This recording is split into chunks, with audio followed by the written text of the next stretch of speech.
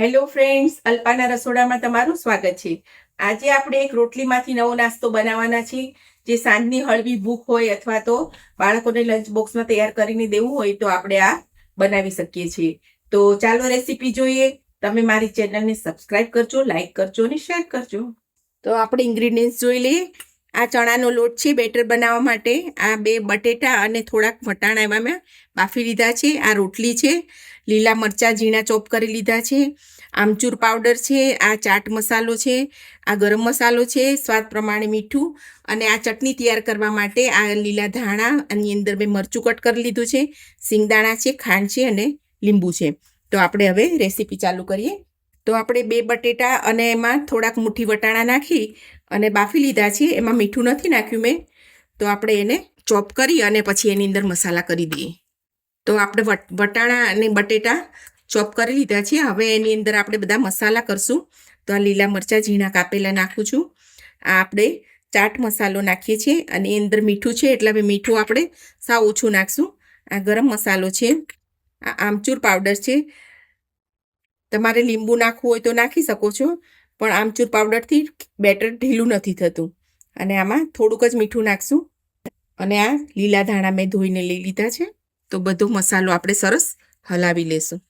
તો આપણો મસાલો તૈયાર થઈ ગયો છે. તો હવે આપણે બેટર તૈયાર કરશું. તો બાઉલ લઈ લીધો છે. એની અંદર મેં 1 વાટકી ચણાનો લોટ લીધો છે. એ એડ કરી દઈશું. સ્વાદ પ્રમાણે આપણે મીઠું નાખશું. લીલા ધાણા થોડા નાખી દઈશું. આ ચીલી ફ્લેક્સ મેં થોડા લીધા છે, એ એમાં એડ કરી દઈશું.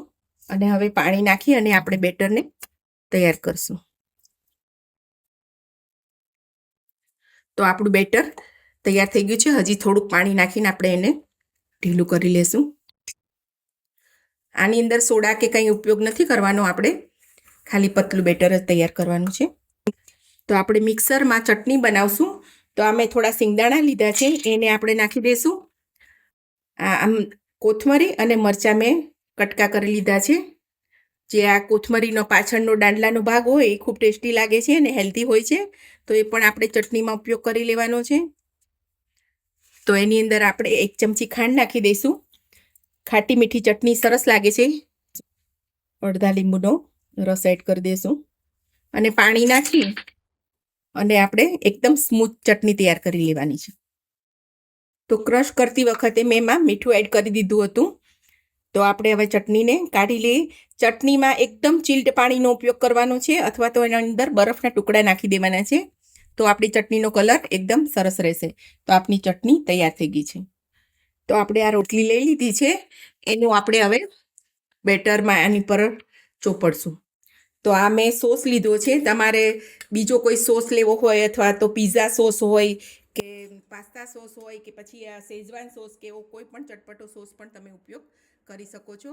મેં અહીંયા સોસ સિમ્પલ સોસ લીધો છે. બહુ થીક નથી પાથરવાનું. આપણે મીડિયમ જ પાથરશું. ત્યાર પછી એને આમ ડબલ કરી દઈશું. અને આ પિઝા કટરથી આને કટ કરી લેવાનું છે.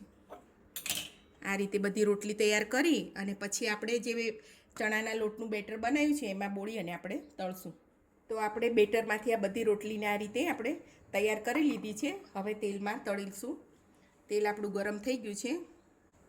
તો બેટરને હલાવી લીધું છે એકવાર અને આ રીતે બોળી અને આપણે તેલમાં એને નાખી દેવાનું છે.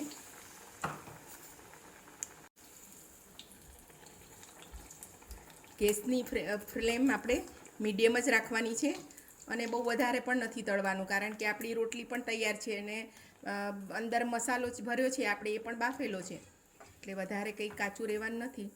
માટે આપણે બહુ નથી તળવાની. તો આપણી આ તળાઈને આપણો નાસ્તો તૈયાર છે. તો રોટલીમાંથી બનાવેલો નાસ્તો આપણો તૈયાર થઈ ગયો છે. ખૂબ જ ટેસ્ટી છે. તમે સાંજના નાસ્તામાં કે સવારના બ્રેકફાસ્ટમાં એન્જોય કરી શકો છો. બાળકોને લંચ બોક્સમાં પણ આપી શકો છો.